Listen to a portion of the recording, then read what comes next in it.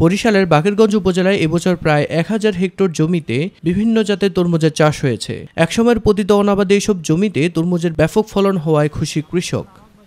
এবছর আবহাওয়া অনুকূলে থাকার কারণে ফলন অনেক ভালো।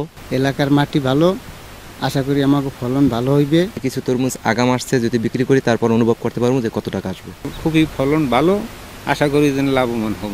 উদ্যোক্তা এবং কৃষকেরা মনে করেন উন্নত বীজ, কীটনাশক এবং সরকারি সহযোগিতা পেলে মানসম্মত তরমুজ উৎপাদন করা সম্ভব। প্রশিক্ষণও নাই, তাদের অর্থও নাই, আর তারা কিভাবে তরমুজ ফলন করবে সেইটাও তাদের জানা নাই। কি কি লাগবে তা তো জানি না। এই স্থানীয় মানুষদের যদি, কৃষকদের যদি প্রশিক্ষণ দিত তাইলে হয়তো এখানের কৃষকরাও তরমুজ চাষ করার জন্য আগ্রহী হতো। যে টাকা খরচা করছে সেই কিছু লাভবান হব আশা করা যায়। কৃষকদের উপযুক্ত প্রশিক্ষণ দেওয়া হলে তরমুজের ফলন আরও কয়েকগুণ বৃদ্ধি পাবে বলে মনে করে স্থানীয় কৃষি বিভাগ। ফলে নিজেদের চাহিদা মিটিয়ে রপ্তানিও সম্ভব হবে বলে মনে করে কৃষি বিভাগ ও স্থানীয় প্রশাসন।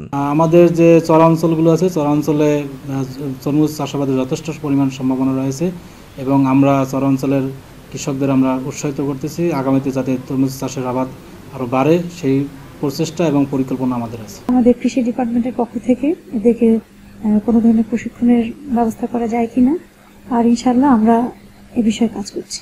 তরমুজের এমন ফলনে কৃষকেরা যেমন আর্থিকভাবে সচ্ছল হবে, তেমনি রপ্তানি করতে পারলে দেশের অর্থনীতিতেও গুরুত্বপূর্ণ অবদান রাখবে বলে মনে করেন সংশ্লিষ্টরা। মিফতা গালিব, মাই টিভি।